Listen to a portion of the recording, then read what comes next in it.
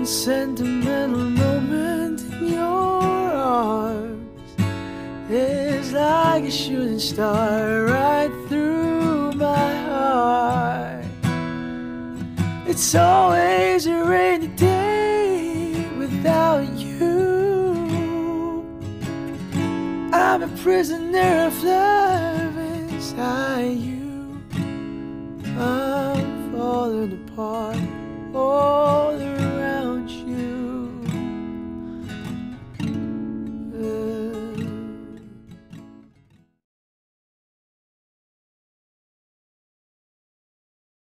Need a friend, I will be here. So spread your wings and fly, my dear Sammy.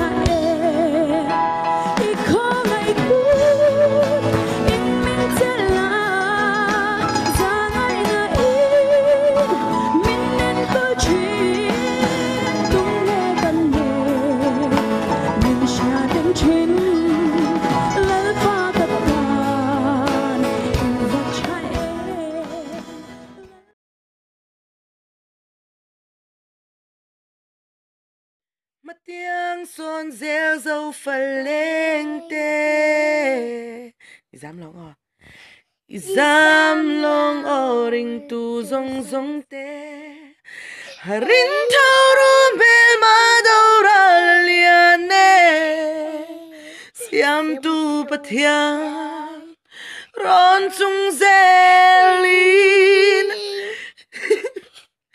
Riang vai chân hay đã thấy Tôi càng tu rin nô Ô dâu râm lung phang suô